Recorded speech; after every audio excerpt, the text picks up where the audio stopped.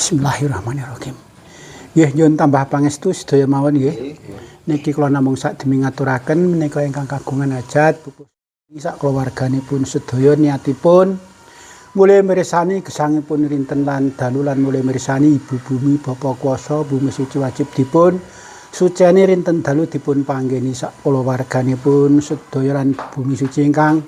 nuwuhaken sekathahing wiji rupi warni-warni bapa kuasa ingkang paringi dislamet mila sedaya dipun mulih dipun pirsani mugi Gusti Allah maringana berkah pangestu wilujeng slamet dumateng anggenipun balik wonten dusun Morangi paringana ayom tentrem kuat slamet lan mugi kalih sing sambi kala sak keluarganipun sedaya menika dipun suwunaken doa restunipun sederek katuran pinanak lenggah wonten mriki sedaya sak aturan malih keluarganipun sedaya lampahi sedekah krana nyuwun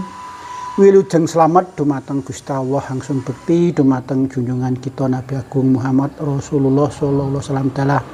garwa putra sekabatipun Abu Bakar Umar Utsman Sayyidina Ali menawi dipun mulih dipun pirsani mugi Gusti Allah maringana pangestu wilujeng slamet dumateng sak keluarganipun sedaya wilujeng srintenipun sedalunipun jenga sak ngajeng sak wingking nampi jenga sak raja gadanipun dipun paringi panjang umur dipun gampilaken anggenipun pados pangupa jiwa selami-laminipun nika dipun suwunaken doa restunipun sederek katuran pinarak lenggah wonten mriki sedaya satrane mirsani sederekipun sepuh sederekipun naos sederekipun sekawan gangsal ingkang lair sesarengan siji panggenan kakang kawah ade-ari tebih tanpa wangenan celak tanpa singgolan sedaya dipun pepaken dipun pirsani inggih mugi saged njejangkung wilujeng slamet dumateng sampun ngantos wonten Buddha sengkala menapa-menapa menika dipun suwunaken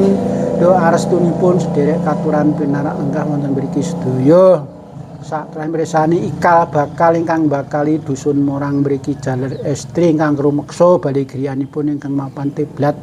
sekawan gangsal ingkang paring wahyu mula dipun pirsani mugi Gusti Allah maringana pangestu wilujeng slamet dumateng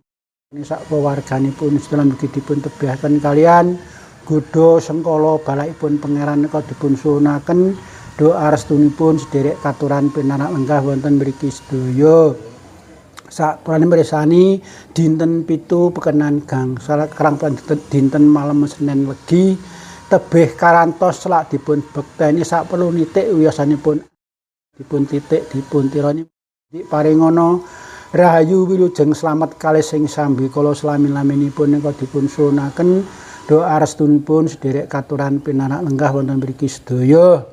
menika rene sampun cekap anggen kula ngaturaken mbok beliau wonten gerangsa langkungipun anggen kula ngaturaken mugi-mugi Gusti Allah kang agung ijabana kabul panyuwunipun